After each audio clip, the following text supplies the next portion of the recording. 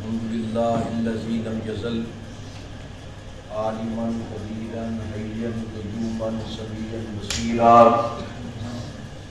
والصلاة والسلام علی رسولہ ارسلہ الی الناس کافۃ بشیرا ونذیرا وعلی آلہ وصحبہ کثیرا کثیرا اما بعد فاعوذ باللہ من الشیطان الرجیم بسم اللہ الرحمن الرحیم الا بذکر اللہ تطمئن القلوب صدق اللہ العظیم مولا صلی اللہ وسلم دائما ابدا علی حبیبک خیر الخلق کلہم محمد سید الکونین والثقلین والفریقین اجمعین ان اللہ وملائکتہ یصلون علی النبی یا ایھا الذین آمنوا صلوا علیہ وسلموا تسلیما صلاۃ و سلام علیک یا سیدی یا رسول اللہ وعلی آلک و صحابک یا خاتم النبیین۔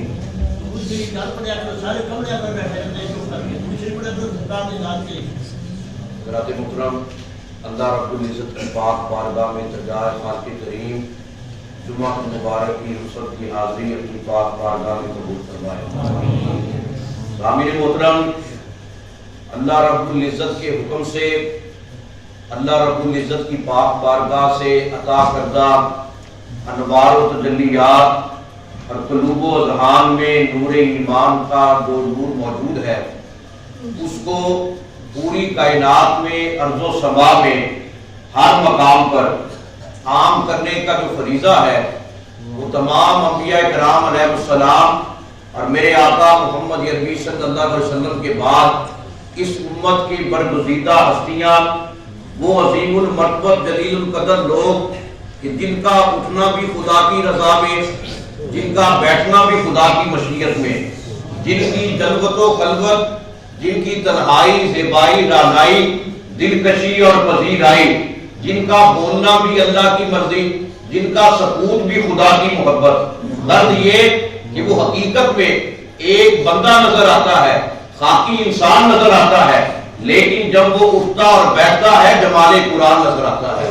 اور اسی مقام کی منظر کشی علامہ اقبال نے بیان فرمائی کہ یہ راز نہیں معلوم کسی کو کہ مومن قاری نظر آتا ہے، حقیقت میں ہے قرآن۔ کہ جسے تم یہ قاری سمجھتے ہو، جو اللہ کا ولی، جو صاحب بصیرت ہوتا ہے، جو صاحب محبت ہوتا ہے، صاحب معرفت ہوتا ہے، یہ تمہیں ظاہری طور پر عام بندوں کی طرح ظاہری طور پر الفاظ کا مرکب اور مجسمہ نظر نہیں آتا، یہ حقیقت میں چلتا پھرتا قرآن ہے۔ اور مولانا روم نے اسی مقام کی منظر کشی فرمائی کہ عام بندہ صرف قرآن کو یاد کر کے لفظوں کو، کلمات طیبات کو اپنے دل میں بسا سکتا ہے، ذہن میں یاد رکھ سکتا ہے، حافظے میں محفوظ کر سکتا ہے۔ جو اللہ کا ولی ہوتا ہے، جو اللہ کا نیک بندہ ہوتا ہے، جو اللہ کی برگزیدہ ہستی مقام محبوبیت پر فائز ہوتا ہے، وہ قرآن کا ایسا ترجمان ہوتا ہے، قرآن کا ایسا اتباع کرنے والا ہوتا ہے کہ اس کا ہر عمل جو ہے وہ قرآن کی سیرت کے مطابق ہوتا ہے۔ اسی لیے اللہ رب العزت اس کے جلووں میں، اس کے کردار میں، اس کی گفتار میں، اس کی برہان میں قرآن مقدس کا عکس جمیل پیدا کر دیتا ہے۔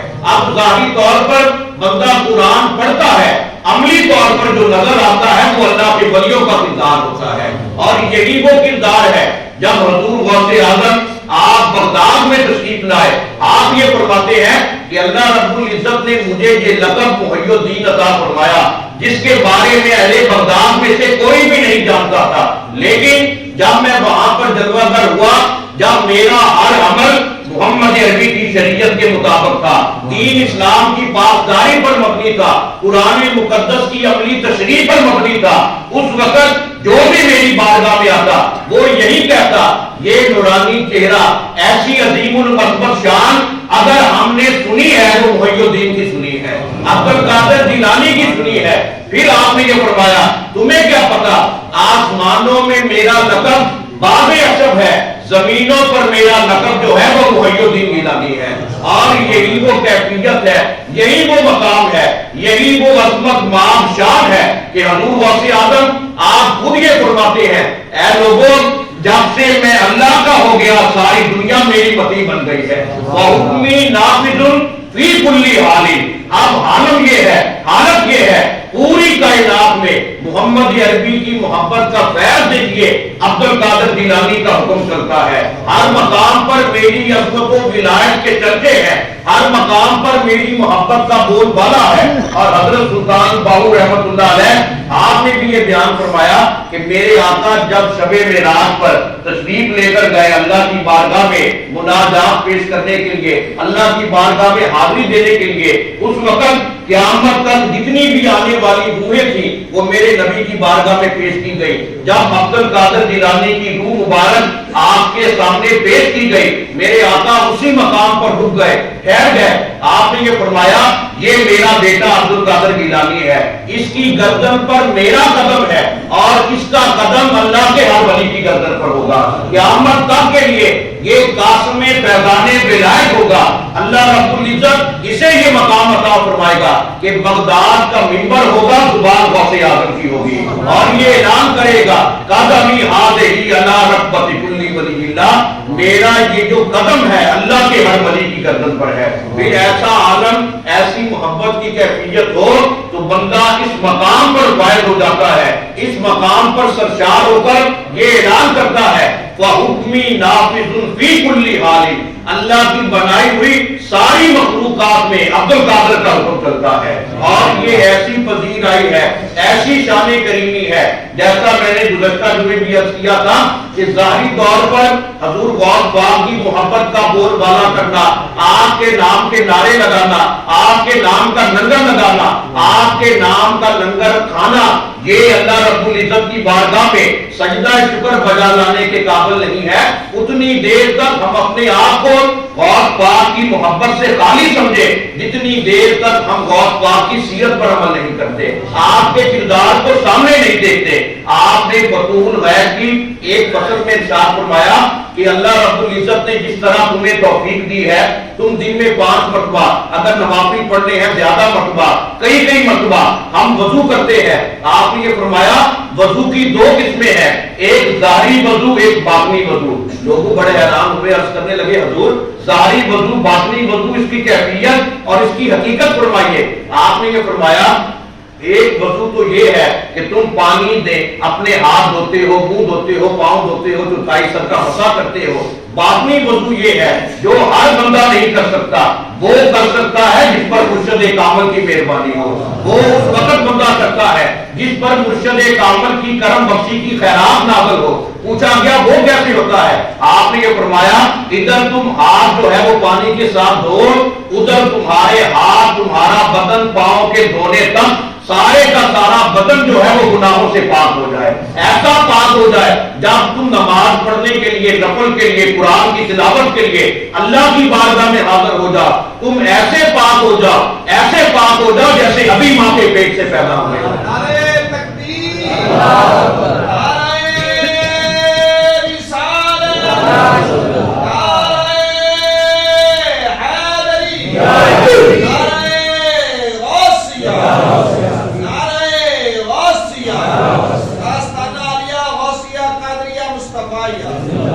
और आपने ये फरमाया क़यामत तक लोग ज़ाहिरी वजू पर तवज्जो करते हैं, बातिनी वजू पर कोई तवज्जो नहीं करता। मुर्शद कामल की मोहब्बत शामिल हाल हो, निगाह फैज़ शामिल हाल हो, बंदा ज़ाहिरी वजू के साथ बातिनी वजू भी करता है और जिसे ये कैफियत मिल जाए बंदा गुनाहों से बिल्कुल पाक और साफ रहता है। और ये निस्बत का फैल है, निस्बत का शर्फ है। फिर हजूर गौस पाक एक और मकाम पर ये फरमाते हैं जो बंदा दुनिया में आजी करता है, इनकसारी का पैकर बनता है, अल्लाह रब्बुल इज्जत उसे ऐसा मकाम देता है, ऐसा मकाम देता है जब वो कब्र में जाता है, कब्र की मट्टी भी उसका अदब करती है, कब्र उसके लिए फराग हो जाती है, कुशादा हो जाती है, ऐसी खुली होती है, ऐसी खुली होती है कि ना उसे कब्र की तकलीफ का एहसास, ना कब्र की तारीकी का एहसास, बस कब्र में जाता है जमाले खुदा सामने होता है। और फिर जो अल्लाह का नेक बंदा होता है जब वो कब्र में जाता है, हजूर गौस पाक ये फरमाते हैं उसकी कब्र में एक खिड़की जो है वो बना दी जाती है जिससे अनवारे खुदा का भी ज़हूर होता है, जन्नत की हवा भी आती है। और उस बंदे के लिए ये हुक्म होता है, ऐ मेरे बंदे अब तू अल्लाह के अनवार के भी मजे ले, मोहम्मद عربی کی محبت سے بھی فیض ہوا. تو یہ ایسا مقام، ایسا مسند محبوبیت کا شرف ہے وہ اللہ اپنے کامل بندوں کو عطا فرماتا ہے.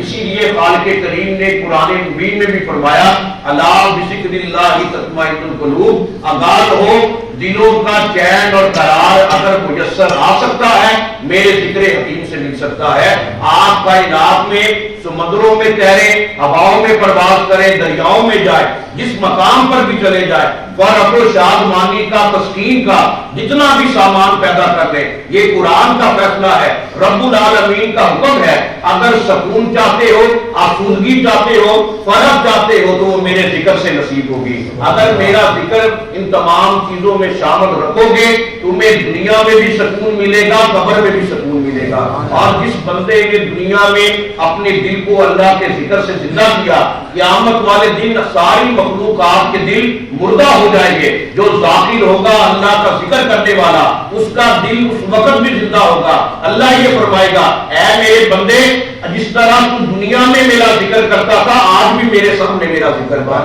اب بندہ ذکر کرے گا رب اس کا ذکر سنے گا. تو ایسی کائنات بندہ الفاظ میں کیسے بیان کر سکتا ہے. ہم خوش نصیب ہیں کہ ہماری نسبت حضور غوث پاک کی ذات پاک کے ساتھ ہے. حضور غوث پاک آپ کی ساری حیات طیبہ اللہ کی جلووں سے مزین، محمد عربی کی محبت کی رہنمائی سے فیض یاب نظر آتی ہے. آپ کی حیات طیبہ وہ بھی بے مثال. آپ کی آخری وقت کی کیفیت دیکھیے، آپ نے خود تازہ غسل فرمایا، نیا لباس دیبتن کیا، خود آپ نے چہرہ مبارک جو ہے قبلہ شریف کی طرف کیا. پھر آپ نے یہ فرمایا پیچھے ہٹ جاؤ. پوچھا گیا کہ اس میں کیا حکمت ہے؟ آپ نے یہ فرمایا آسمان سے فرشتے آ رہے ہیں جو غوث پاک کی زیارت کر رہے ہیں. جب آپ کی بارگاہ میں موت کی کیفیت طاری کی گئی اس وقت آپ کے بڑے صاحبزادے نے عرض کیا ابا جان اب کیا کیفیت ہے؟ آپ نے یہ فرمایا بس ایک پھول میری بارگاہ میں پیش کیا جا رہا ہے جسے میں سونگتے ہی محب اپنے محبوب سے ملے گا، عابد اپنے معبود سے ملے گا، طالب اپنے مطلوب سے ملے گا. پھر آپ نے یہ فرمایا الموت توفۃ المؤمن یوصل الحبیبہ الی الحبیبی، موت تو مومن کے لیے تحفہ ہے، ہدیہ رب کریم کی بارگاہ سے ہے جو اسے یار سے ملا دیتی ہے، جو اسے یار کی آغوش محبت میں ڈال دیتی ہے. پھر آپ اللہ کی بارگاہ میں حاضر ہوئے اور آخری وقت ہے آپ کی بارگاہ سے جو محبت کا فیض ملا آپ کی زبان اقدس سے 3 مرتبہ نماز نماز کا جو ذکر ہے وہ جاری ہوا. اور آپ کے ساتھ ذاتگان یہ فرماتے ہیں یہ وہ سلسلہ ہے فیض کا جس طرح میرے آقا محمد عربی صلی اللہ علیہ وسلم نے بھی اپنی ظاہری حیات مبارکہ کے آخری لمحات میں نماز کا حکم دیا، اسی طرح آپ کے لختے جگر عبد القادر جیلانی نے بھی یہی حکم دیا. گویا آپ کی ذات میں، آپ کے وجود میں، آپ کی کریا کریا دل کے کونے کونے میں محمد عربی کا فیض اس طرح سے موجود تھا کہ لوگ ظاہری طور پر چہرہ غوث اعظم کا دیکھتے تھے، جمال رسول کریم کا نظر آتا تھا. اور یہ کیفیت اللہ رب العزت نے اہل محبت کو عطا فرمائی ہے. تو آج کے دور میں یہ زیادہ ضرورت ہے کہ ہم حضور غوث پاک کی سیرت پر عمل کریں، آپ کی اتباع کریں، آپ کے نقش قدم پر چلنے کی پوری طرح سے کوشش کریں. حضور غوث پاک آپ پوری روئے زمین پر میرے آقا محمد عربی کی کرم نوازی کی ایسی دلیل ہے. علامہ ابن جوزی محدث عملی آپ یہ فرماتے ہیں کہ میں بڑے بڑے ولیوں کی بارگاہ میں گیا، بڑے بڑے کتبوں کی بارگاہ میں گیا، قلندروں کی بارگاہ میں گیا، لیکن میری ساری زندگی کا نچوڑ یہ ہے پوری کائنات کے ولی افضال کتب اور قلندر ایک جگہ پر، تنہا عبد القادر جیلانی غوث اعظم ایک جگہ پر. اللہ نے اسے ایسا مقام عطا فرمایا، اس کا مقام ولیوں کی بزم میں، ولیوں کے آسمان میں، آسمان ولایت میں ایسا ہے جیسے چاند کا مرکزی مقام ہے. جس طرح چاند کے مقام کو کوئی ستارہ نہیں پا سکتا اسی طرح غوث پاک کے مقام کو کوئی ہستی نہیں پا سکتی. یہ اللہ نے مقام عطا فرمایا ہے، عبد القادر جیلانی کو عطا فرمایا ہے. ہم خوش نصیب ہیں کہ حضور قبلہ عالم مرشد کامل پیر سید محمد مصطفیٰ جیلانی قادری المعروف حضرت پیران پیر پوترا رحمۃ اللہ علیہ آپ کی چوکٹ پاک سے وابستہ تقاضا ہے ہمیں ایسے مرشد کامل کی نسبت پر اللہ کا شکر بھی ادا کرنا چاہیے، آپ کی سیرت پر، آپ کے حکم پر عمل کرتے ہوئے اپنے لیے نجات کا سامان تلاش کرنا چاہیے۔ اللہ رب العزت کی پاک بارگاہ میں التجا ہے خالق کریم ہم سب کا خاتمہ ایمان پر فرمائے، مرشد کامل کی محبت کا صدقہ اللہ رب العزت ہم سب کی توبہ اپنی پاک بارگاہ میں قبول فرمائے، ہم سب کو اپنا ذکر و فکر کرنے کی اور ہمارے دلوں کو سکون کی، عافیت کی دولت عطا فرمائے۔ وما علینا الا البلاغ۔